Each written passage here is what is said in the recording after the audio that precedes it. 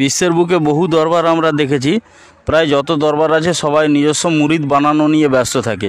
কিন্তু ভিন্ন বিষয় হচ্ছে হাক্কানি আঞ্জুমান নিজস্ব কোনো মুরিদ বানায় না। এত বড় সালানা মাহফিল হচ্ছে, এর উদ্দেশ্য কি? চাকদায় এত বড় যে সালানা আসল মজলিস আছে, তার উদ্দেশ্য আজমহতার উদ্দেশ্য একটাই, যে মানুষের কাছে সঠিকটা সত্যটা কোরআন এবং হাদিসের যে মূল বাণী সেগুলো মানুষের কাছে পৌঁছে দেওয়া।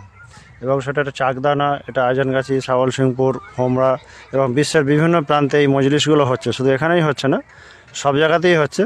এর মাধ্যমে মানুষের কাছে পৌঁছানো, তাদেরকে জানানো যে আল্লাহ রসুল যা বলে গেছেন, কোরআনের মূল জিনিসগুলো, আদর্শগুলো মানুষের কাছে তুলে ধরা, যাতে মানুষ সঠিক রাস্তায় আসতে পারে, সমস্ত বিভ্রান্তি ছেড়ে আল্লাহকে চিনতে পারে, আল্লাহ রসুলকে চিনতে পারে এবং সেই পথ অনুসরণ করতে পারে। সেই সব জানানোর জন্যই এই উৎসগুল মজলিসগুলো কায়েম করা।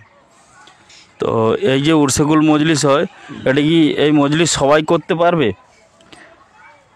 এই মজলিস সবাই করতে পারবে, তবে কয়েকটা শর্ত আছে, সেই শর্তগুলো তাকে পালন করতে হবে। তার 1 নম্বর শর্ত হচ্ছে তাকে বিনা কাজায় নামাজ পড়তে হবে।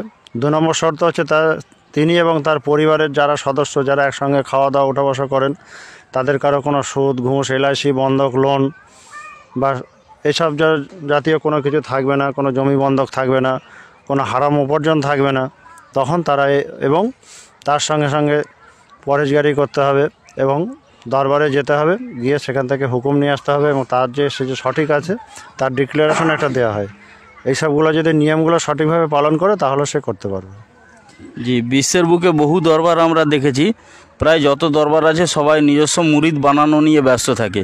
কিন্তু ভিন্ন বিষয় হচ্ছে হাক্কানি আঞ্জুমান নিজস্ব কোনো মুরিদ বানায় না, কেন? হাক্কানি আঞ্জুমানের মূল উদ্দেশ্যটা হলো মুরিদ বানানো হয়। তার উদ্দেশ্য হলো যে আল্লাহ রসুল এবং 1,24,000 পয়গম্বর, সাহাবীগণ, বড় বড় ওলি আল্লাহরা যেসব কাজ করে গেছেন, সেই কাজগুলো, ইসলামের মধ্যে যে ভুল ভ্রান্তি সেগুলো তুলে ধরে মানুষকে সঠিক রাস্তায় ফেরানো। নবীগণের কাজ ছিল আল্লাহর কথাগুলো মানুষের কাছে পৌঁছানো। রসুল করেছেন সেই একই কাজ করে গেছেন, তিনি তৌহিদের কাজকে দাওয়াত দিয়ে গেছেন মানুষকে সঠিক পথে আসার জন্য। এবং সাহাবীগণ, তাবেঈগণ, ওলি আল্লাহগণ সেই একই কাজ করে যাচ্ছেন। তাদের কাজ হলো মানুষকে সঠিক রাস্তায় নিয়ে আসো, তাদেরকে নামাজ, রোজা, হজ, জাকাত এবং পাড়া প্রতিবেশীর হক থেকে শুরু করে সামাজিক, রাজনৈতিক, অর্থনৈতিক বিভিন্ন যেসব দিকগুলো আছে ইসলাম যেগুলোকে বলে গেছেন, সেইভাবে মানুষ যাতে চলতে পারে এবং সেই রাস্তাগুলো অবলম্বন করতে, যে রাস্তায় চললে সে আল্লাহ পর্যন্ত পৌঁছাতে পারবে, জান্নাত পাবে, জাহান্নামের আগুন থেকে বাঁচতে পারবে, সেই জিনিসগুলো তাকে জানিয়ে দেওয়া। এবং আজানগাছি রহমাতুল্লাহ বলেছেন, বাবা আমি কাউকে মুরিদ করি না, আমি এই যে কথাগুলো বলছি এটা কালাম পাক এবং হাদিসের কথা, যেগুলো মেনে চলবে আল্লাহ তাকে মুরিদ করে নেবেন। মুরিদ কথার অর্থ হলো আত্মসমর্পণ করা, শিষ্য, অনেক কিছুই আছে। তাই জন্য তারা বলছেন যে আত্মসমর্পণ কার কাছে করবে? একমাত্র আল্লাহর কাছেই করবে।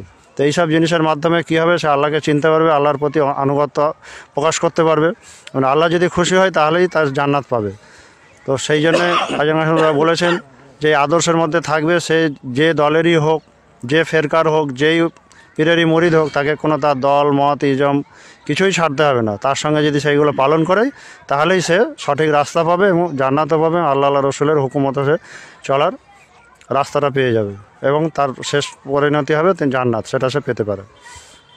এটাই হচ্ছে, সেই জন্যই তারা মুরিদ করেন না, তিনি মানুষকে বলেন এই জিনিসগুলো এবং যারা তাকে ফলো করে সেই কাজগুলো তারা করে। জি, অসংখ্য ধন্যবাদ। আপনার নামটা কি একটু বলবেন? আমার নাম মুন্সি বদিয়া রহমান।